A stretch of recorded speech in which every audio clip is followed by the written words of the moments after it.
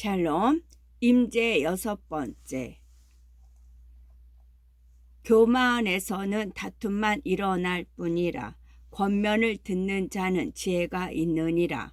잠언 13장 10절 말씀. 겸손이란 아버지의 손에 심판을 맡기는 것. 겸손이란 아버지의 손에 심판을 맡기는 것. 한 번은 아내와 내가 격한 말싸움을 하고 있었다. 언쟁이 극에 달했을 때 주님은 내게 너의 교만이 드러났구나 라고 말씀하셨다. 그러자 갑자기 오늘 말씀인 잠언 13장 10절이 떠오르면서 양심의 가책을 느꼈다. 하나님은 계속 말씀하셨다. 존, 너와 리사가 말다툼할 때마다 어딘가에 교만이 도사리고 있다는 걸 발견하게 될 것이다. 넌 그 문제를 처리해야만 한다. 누군가는 이렇게 반박할 수도 있다. 만약 내가 옳다는 것이 확실하다면 어떻게 하나요? 예수님께서 이에 대한 명쾌한 답을 제시하신다. 도중에 얼른 그와 화해하도록 하여라. 만일 자기 변호를 하지 않는다면 당신에겐 두 가지 유익이 있다. 첫째로 당신은 교만을 내려놓게 된다. 그러면 이전에 몰랐던 자신의 인격적 결함을 발견하고 그것을 바로잡는 은혜가 있을 것이다. 둘째로 만일 당신이 정말로 옳았다 하더라도 당신은 하나님에게 모든 심판권을 넘겨드림으로써 예수님의 본보기를 따르게 된다. 어떤 사람이 억울하게 고난을 당하고 하나님을 생각하며 슬픔을 참으면 이것은 은혜입니다. 여러분이 선을 행하다 고난을 받고 참으면 이것은 하나님 앞에서 은혜입니다. 여러분은 이것을 위해 부르심을 받았습니다. 그리스도께서도 여러분을 위해 고난을 당하시고 여러분에게 본을 남겨주심으로 그분의 발자취를 따르게 하셨습니다. 그분은 죄를 지으신 일도 없고 그 입에는 거짓이 없었으며 그분은 모욕을 당하셨으나 모욕으로 갚지 않으셨고 고난을 당하셨으나 위협하지 않으셨고 공의로 심판하시는 분에게 자신을 맡기셨습니다. 예수님의 발자취를 따라가는 것, 이것이 바로 우리의 소명이다. 예수님은 잘못한 게 없었지만 우리를 위해 고난을 당하셨다. 이런 개념은 논리적으로 맞지 않다. 그러나 하나님의 지혜는 다르다. 하나님의 심판대 앞에선 겸손과 순종이 제일이다. 예수님보다 더 높은 권위를 가졌던 인간은 이전에도 없었고 앞으로도 없을 것이다. 그러나 예수님은 자기를 변호하지 않으셨다.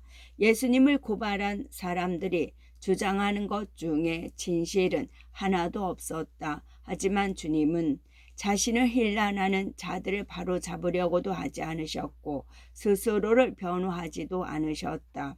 그런 예수님의 병정은 빌라도를 놀라게 했다. 예수님은 왜 자기 변호를 포기하셨을까? 이 모든 심판을 주관하시는 하나님 아버지의 손에 모든 것을 맡김으로써 하나님의 보호하심 아래로 들어가길 원하셨기 때문이다. 우리도 마찬가지다. 우리가 일단 자기 변호를 포기하면 하나님의 은혜와 심판하시는 손길 아래 감추어지고 보호받는다. 그리고 그곳이 우리에게 가장 안전한 곳이다. 그러므로 누구든지 이 어린아이와 같이 자기를 낮추는 사람이 전국에서 큰 자니라. 우리가 하나님의 말씀에 순종하며 겸손히 자신을 낮추면 하나님의 은혜와 의로운 심판이 우리에게 머물 것이다. 그러나 만사를 빨리빨리 간편하게 처리하려는 현대 사회에선 이런 태도를 유지하기가 매우 어렵다.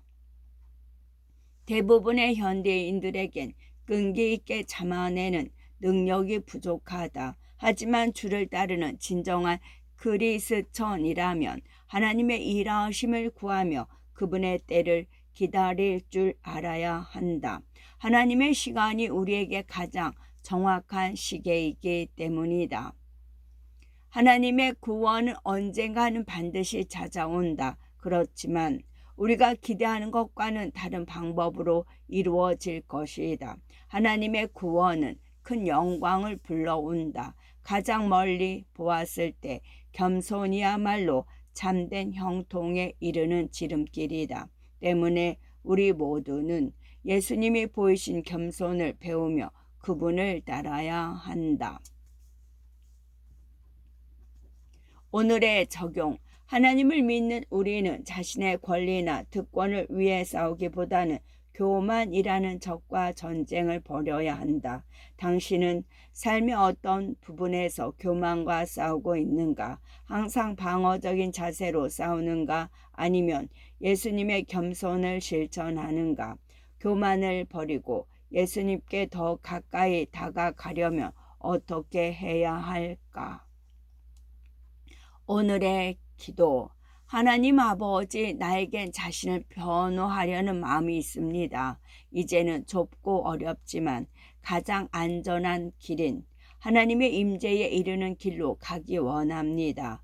이제는 부당한 일을 당해도 그 상처를 주님의 손 안에 맡기렵니다.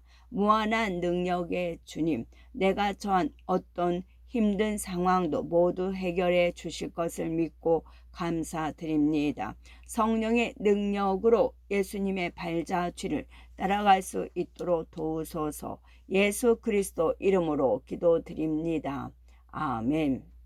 하나님으로 나를 채우다. 하나님으로 나를 채우다. 하나님의 약속이 당신에게 이루어질 그 충만한 때를 기다리라. 자아의 욕심과 성공으로 채워지는 허상에 집착하지 말고 내 안에 계시는 그리스도의 힘과 지혜로 살아야 한다. 하나님으로 나를 채우다. 하나님으로 나를 채우다. 세상에서는 성공하려면 자아를 키워야 한다고 가르친다. 세상은 우리 자신이 손수 만든 벽돌과 성화를 쌓도록 부추긴다. 또한 세상은 성공하기 위해선 때로는 눈 감고 쓸 수도 사용할 줄도 알아야 한다고 말한다. 세상 지혜의 핵심은 이기적 야망이다. 하지만 이렇게 아첨하고 여러 방법으로 남을 짓밟고 올라섰다 하더라도 그렇게 얻은 것들은 결국 사라지게 되어 있다. 애써 세운 탑이라도 결국은 불에 타 모두 무너져 내릴 것이다. 바울은 이렇게 경고한다. 만일 누구든지 금이나 은이나 보석이나 나무나 풀이나 지푸로 그 터 위에 세우면 각 사람의 공적이 나타날 터인데 그날이 공적을 밝히리니 이는 불로 나타내고 그 불이 각 사람의 공적이 어떠한 것을 시험할 것임이라. 만일 누구든지 그 위에 세운 공적이 그대로 있으면 상을 받고 누구든지 그 공적이 불타면 해를 받으리니 그러나 자신은 구원을 받되 불 가운데서 받은 것 같으리라. 사리를 꾀하기 위해서 이기적으로 하는 모든 일들을 하나님이 보실 때 나무나 풀이나 집과 같다. 그 일을 주님의 이름을 빌어 행했든지 남을 돕는 것처럼 보이든지 아니면 자기 시간을 희생해가며 했든 지에 상관없이 모두 불에 타서 없어질 것이다. 시기심은 어떤가? 시기심은 교회에서 지나친 경쟁심을 유발시킨다. 그로 인해 교회 안에는 분열이 발생한다.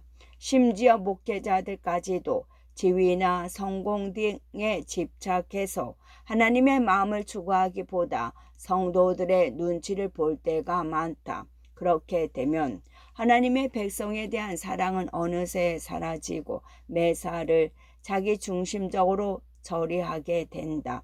그런 목회자들은 오직 하나님만이 채우실 수 있는 공허감을 성공한 목회로 채우려고 할 것이다.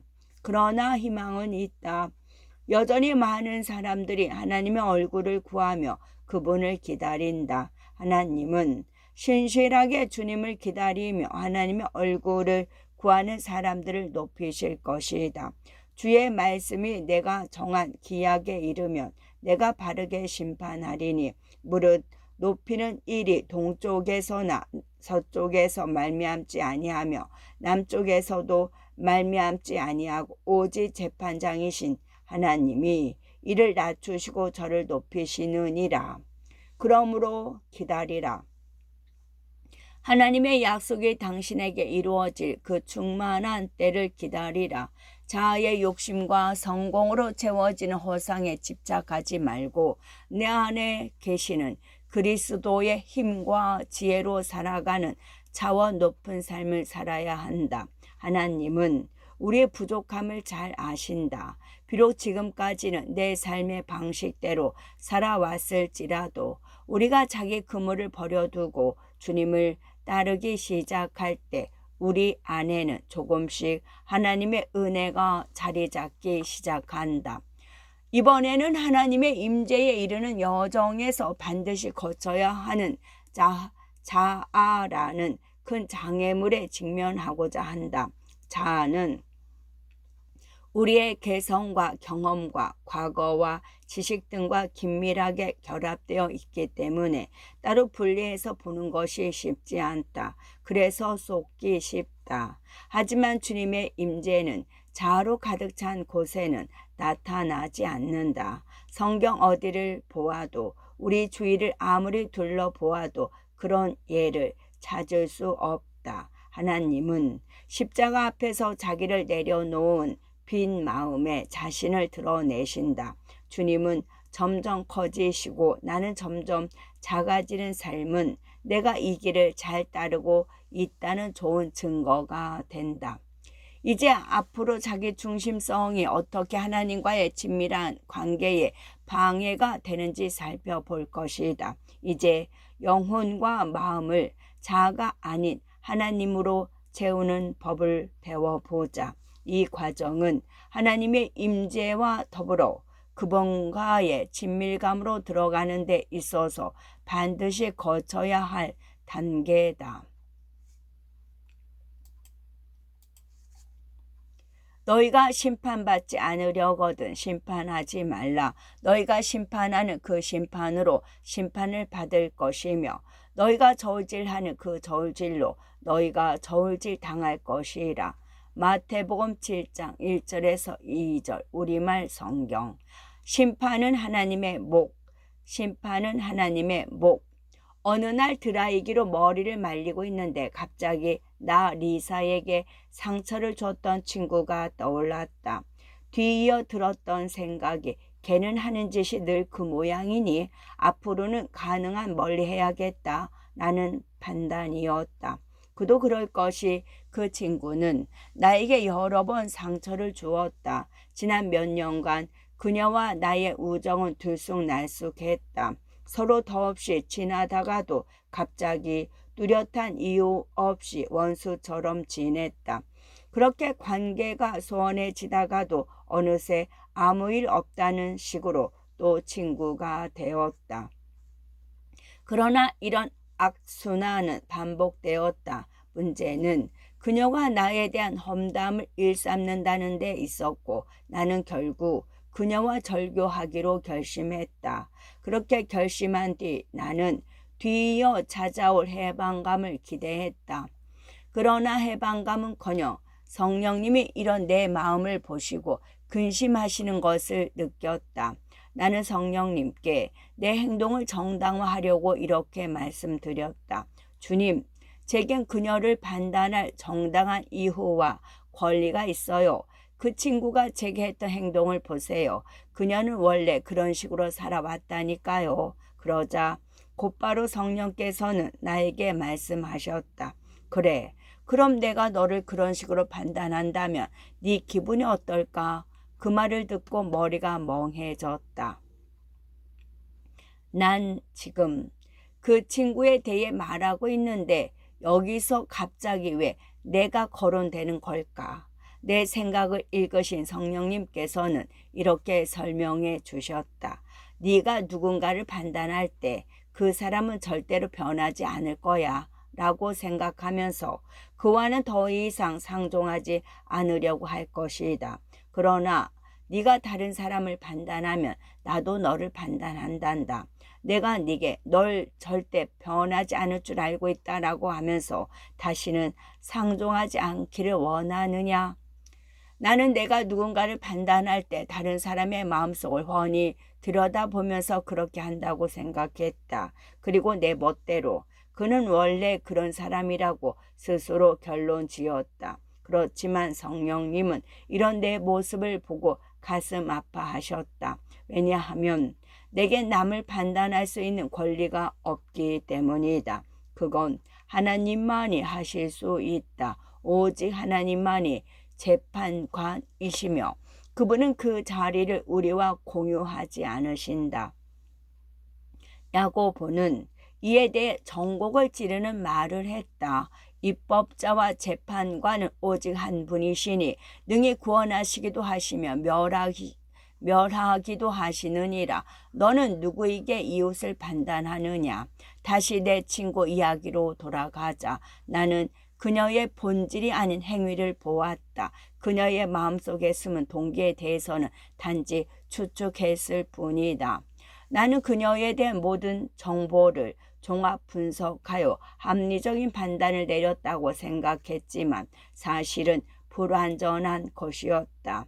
이 모든 과정은 단지 내 머릿속에서 진행된 일일 뿐이다. 나는 상상 속에서 재판관의 자리에 앉아 그녀에게 유죄 판결을 내렸던 것이다.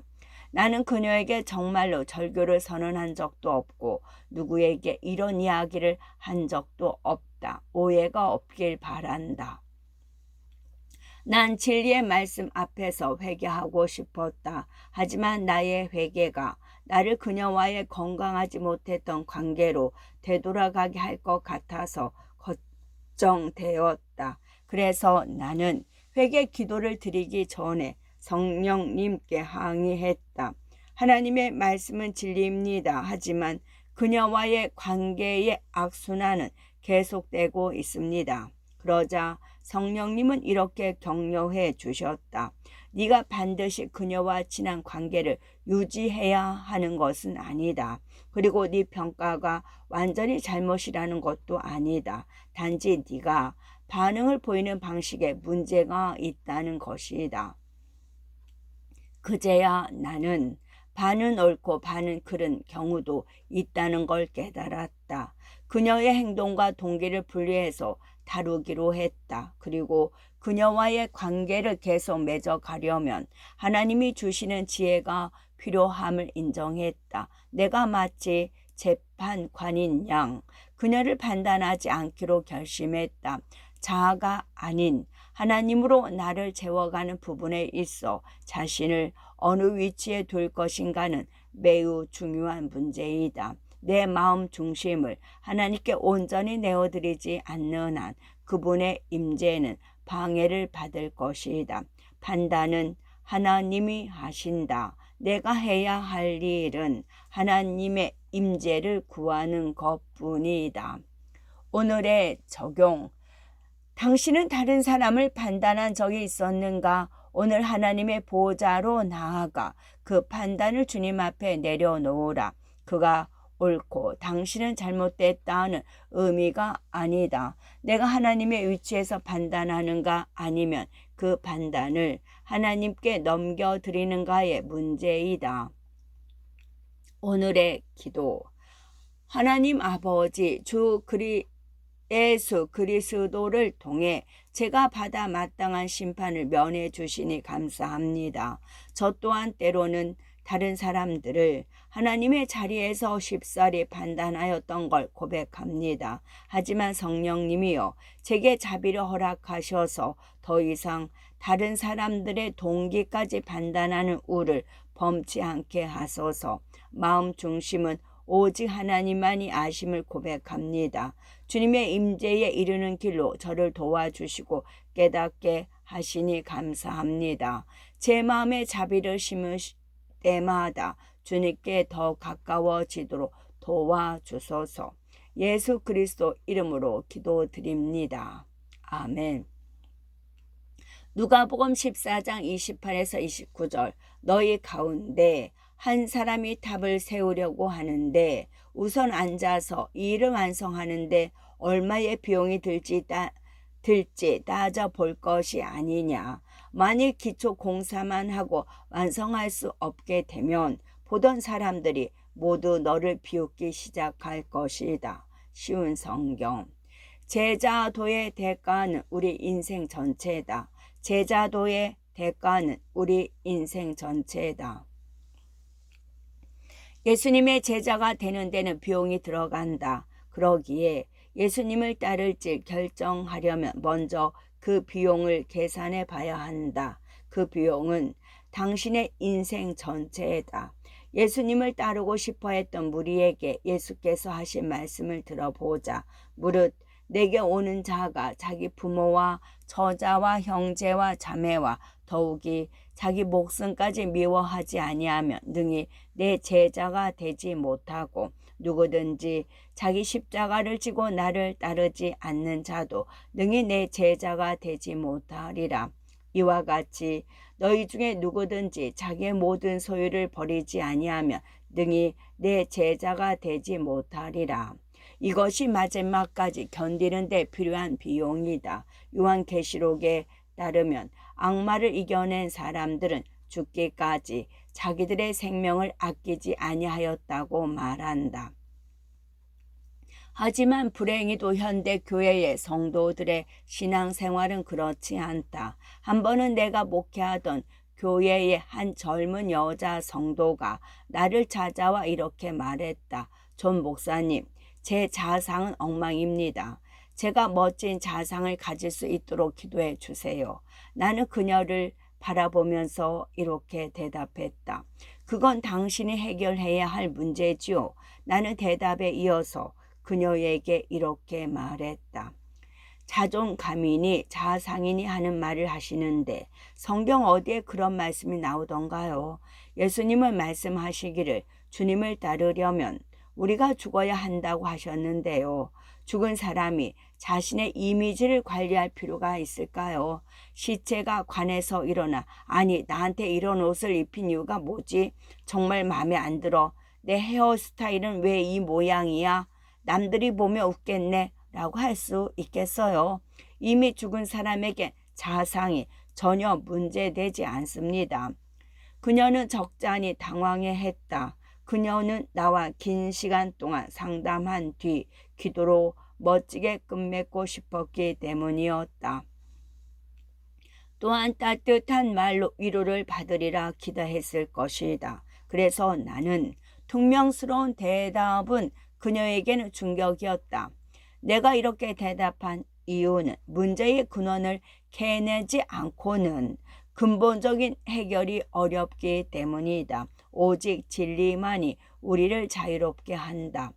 나는 건전한 자상이나 자존심이란 말이 성경에 없다는 것을 강조하고 싶었다. 자기 자신에 대해 기분 좋게 느끼는 것은 예수님을 사랑하고 따르는데 필수 조건이 아니다. 예수님은 그런 걸 요구하신 적이 없다. 나는 그녀가 영원한 것이 아닌 일시적인 세상 일에 너무 집착해 있는 것은 아닌지를 지적하고 싶었다. 하나님을 믿는 우리들은 형편이 좋을 때만 하나님을 섬겨서는 안 된다. 그렇지만 우리 주변에는 기분이 좋을 때만 자신에게 득이 될 때만 하나님을 섬기는 그리스도인들이 있다. 하나님이 보시기에 그들은 지혜롭지 못하다. 오직 진리만이 우리를 자유롭게 한다.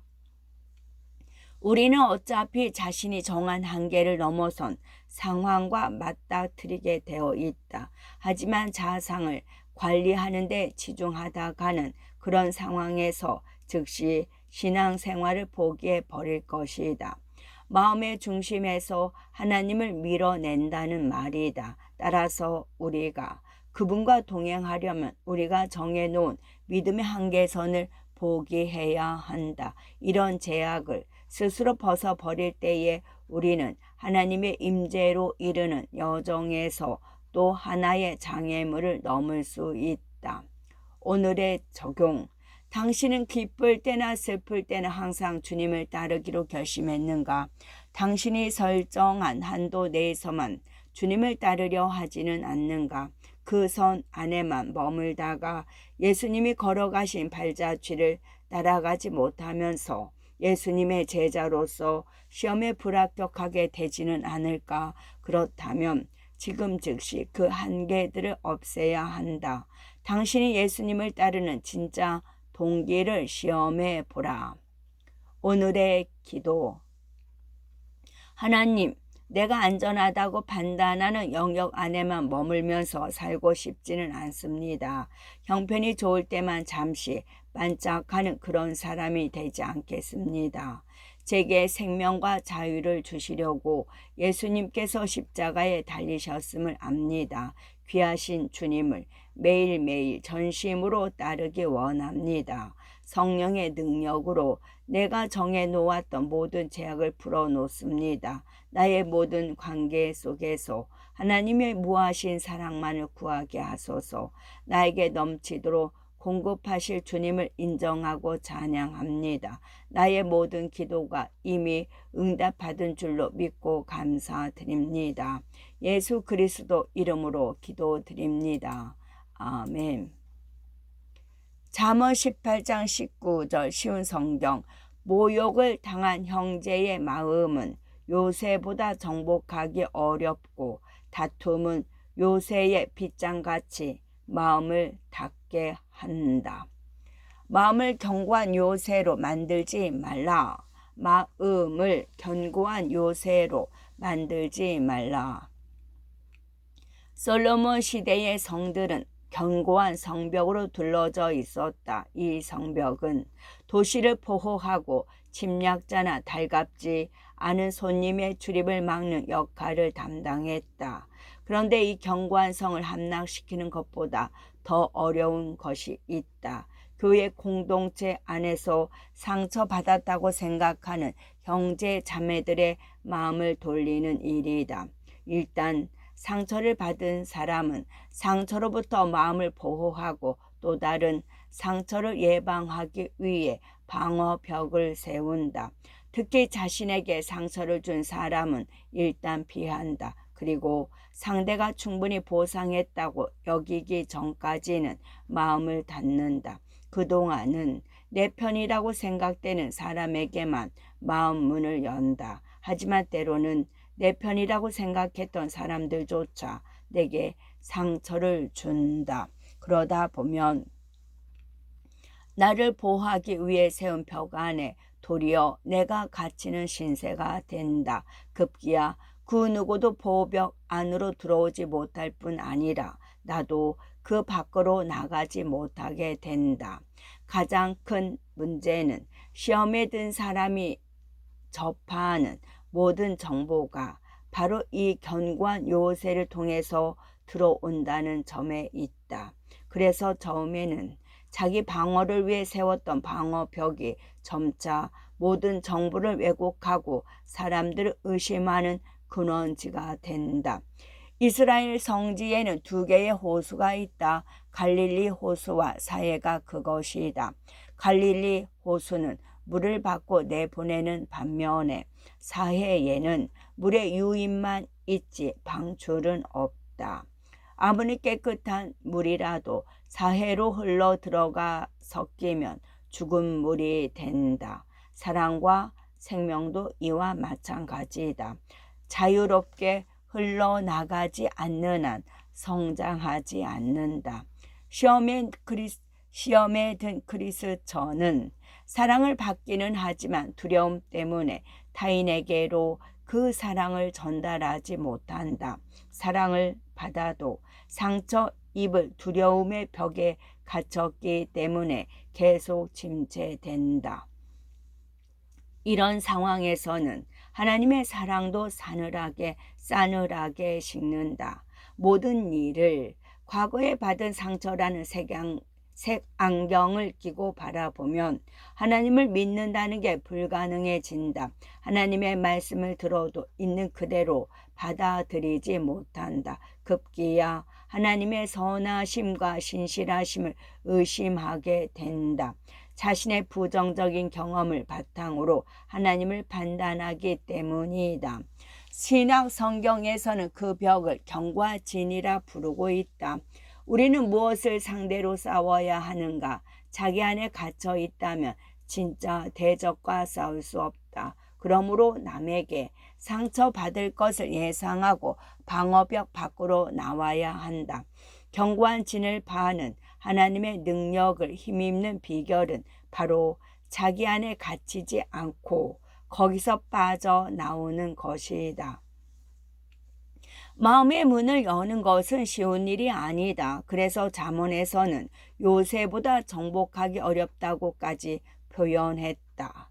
주님이 우리를 통해 일하실 때 이러한 상처받은 마음을 붙들고 있다면 그 임재를 경험하기 어렵다. 다시 상처받더라도 마음을 열어 하나님이 일하실 수 있도록 해야 한다. 우리가 가지고 싸우는 무기는 육체에 속한 것이 아니라 견고한 요새를 무너뜨리는 하나님의 능력입니다. 우리는 모든 궤변을 무너뜨리고 하나님을 아는 지식을 대적해서 스스로 높아진 모든 주장을 무너뜨리고 모든 생각을 사로잡아 그리스도께 복종시킵니다. 오늘의 적용. 당신은 부당한 일을 당했을 때 어떻게 반응하는가? 사랑으로 반응하는가? 아니면 주변에 방어벽을 세우고 그 안에 들어가는가? 어떻게 하면 그 방어벽을 넘어 하나님의 사랑으로 나아가 회복의 길로 들어갈 수 있을까? 자기 안에 갇혀 있으면 진짜 대적과 싸울 수 없다. 오늘의 기도. 하나님 아버지, 혹시 제가 남에게 상처를 준 적이 있다면 그것이 무엇인지 깨닫게 하여 주옵소서. 그리고 그들과의 관계가 회복되는 화해의 길로 저를 인도하소서. 또 나에게 상처를 준 모든 이들을 향해서 마음문을 닫는 것이 아니라 도리어 그들을 세워주고 싶습니다. 내 주변에 방어벽을 쌓지 않고 하나님의 사랑과 돌보심을 믿음으로 담대히 살기 원합니다. 예수 그리스도 이름으로 기도합니다. 아멘. 고린도후서 5장 16에서 17절.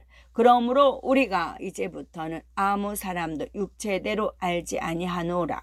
비록 우리가 그리스도도 육체대로 알았으나 이제부터는 이같이 알지 아니하노라. 그런즉 누구든지 그리스도 안에 있으면 새로운 피조물이라. 이전 것은 지나갔으니 보라 새 것이 되었도다. 그리스도와 연합한 새로운 피조물, 그리스도와 연합한 새로운 피조물. 성경에 처음으로 그 외모가 자세히 묘사된 사람은 사라이다. 아브라함은 자신과 가족을 애워싼 사악한 문화가 두려웠다. 아브라함은 그들이 자신을 죽이고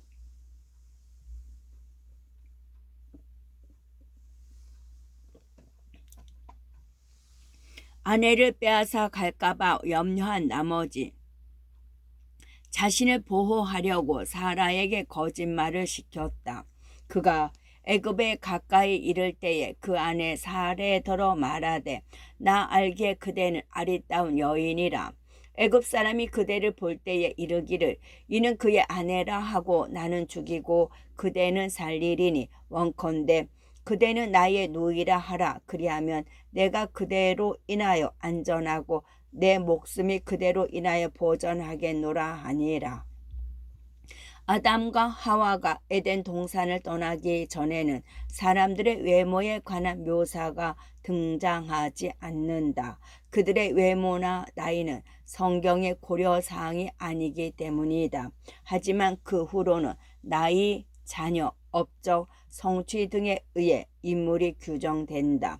신약에서는 세례 요한에 대한 인물 묘사 말고는 외형에 관해 특별히 언급하지 않는다. 우리는 부활하신 예수님을 자연적인 눈으로는 뵐 수 없기 때문이다. 성경을 통해 영으로 알 따름이다. 예수님의 제자들은 초기에 주님을 따를 때 그분을 훌륭한 인간이요 위대한 선생으로 알았다. 하지만 성령께서 그들에게 오시고 그분의 본 모습을 알게 하셨을 때 예수님에 대한 인식은 제대로 균형을 잡았다. 바울은 이러한 관점을 하나님을 믿는 우리들에게도 적용해 보라고 한다. 즉, 이 땅의 기준으로 자기를 보고 재고 판단하는 것을 넘어서 영원한 하늘의 기준을 자신에게 가져오라는 것이다. 하나님이 그들로 하여금 이 비밀의 영광이 이방인 가운데 얼마나 풍성한지를 알게 하려 하심이라. 이 비밀은 너희 안에 계신 그리스도시니 곧 영광의 소망이시니라. 골로새서 1장 27절 말씀. 이 말씀은 무슨 뜻인가? 바로 부활하신 그리스도께서 하나님을 믿는 우리 안에 계시다는 것이다. 사도 바울은 이런 비밀을 터득한 후에 다음과 같이 썼다. 그가 모든 사람을 대신하여 죽으심은 살아있는 자들로 하여금 다시는 그들 자신을 위하여 살지 않고 오직 그들을 대신하여 죽었다가 다시 살아나신 이를 위하여 살게 하려 함이라.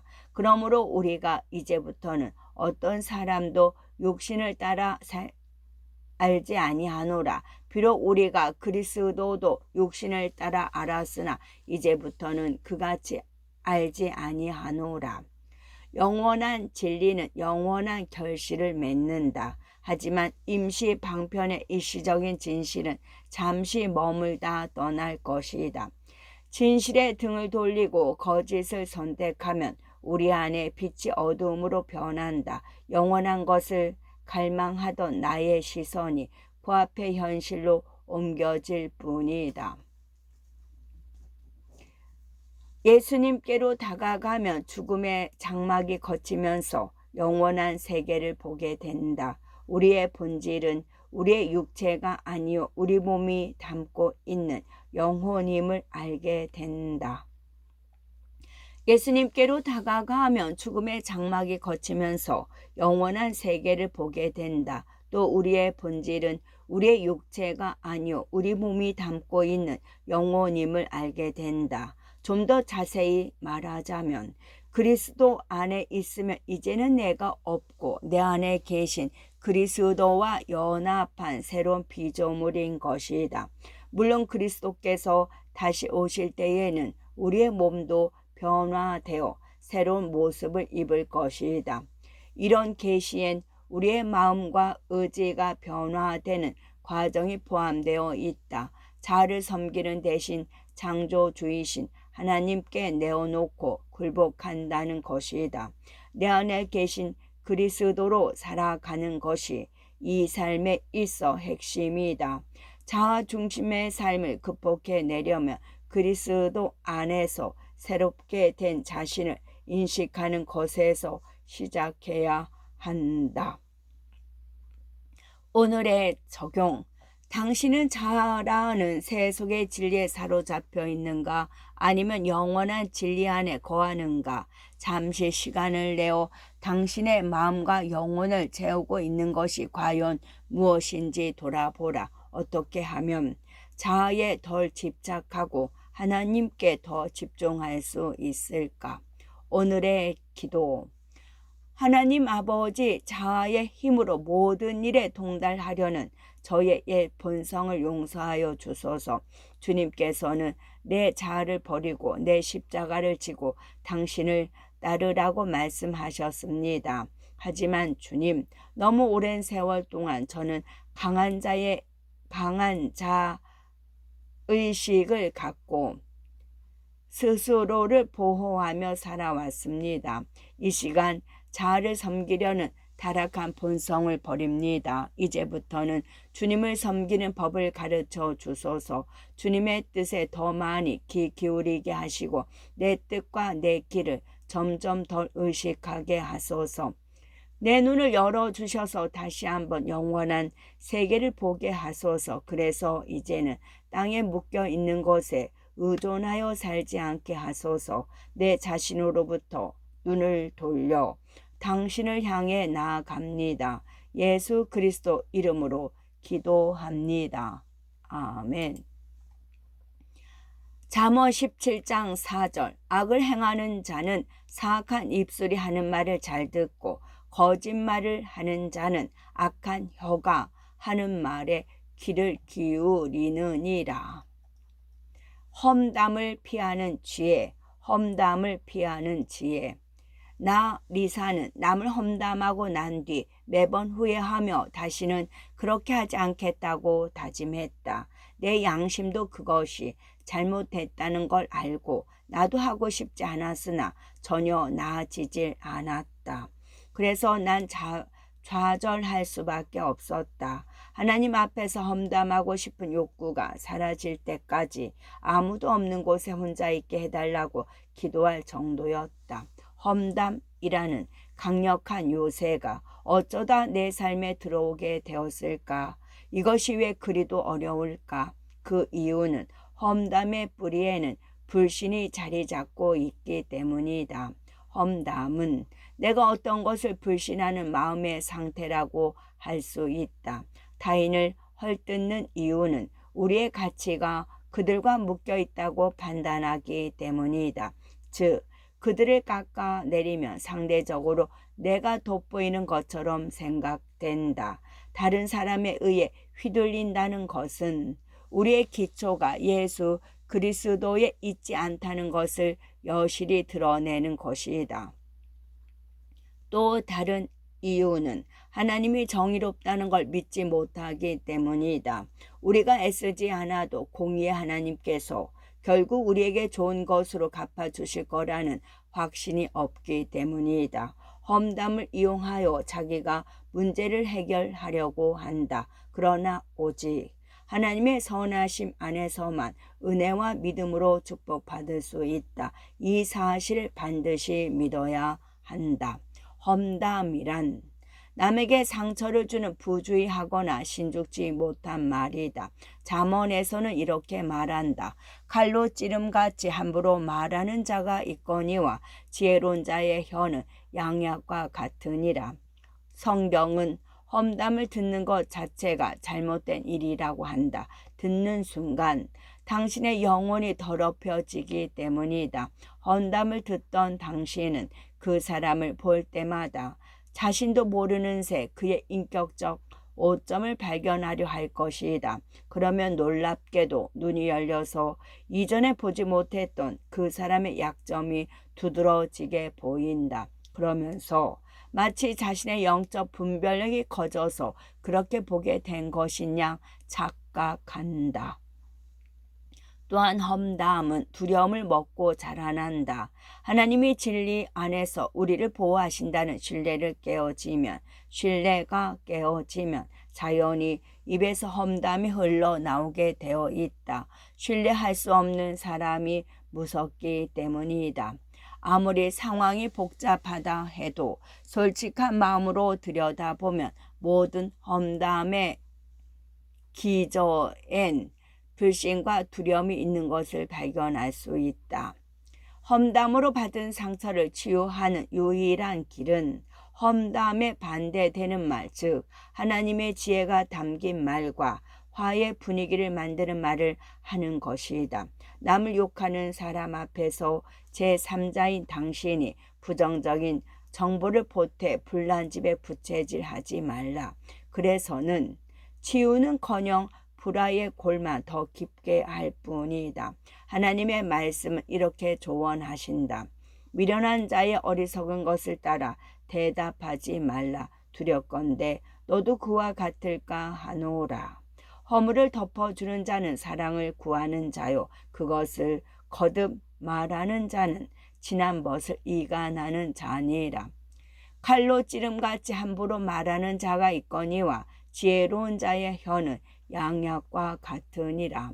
이 말씀은 우리와 아주 가깝고 친한 사람도 험담으로 내게 상처를 줄 수 있다. 그러기에 하나님을 믿는 우리는 지혜와 분별력을 키워 생명의 말씀으로 응답해야 한다. 나의 경우 잠언이 큰 도움이 되었다. 잠언을 묵상하다 보면 지혜로운 대답을 할 수 있을 뿐만 아니라 내 생각과 말, 그리고 그 속에 숨은 동기를 모두 분별할 수 있게 된다. 이런 지혜는 나의 불만이나 고충을 다른 이들과 나누는 데도 도움을 주었다.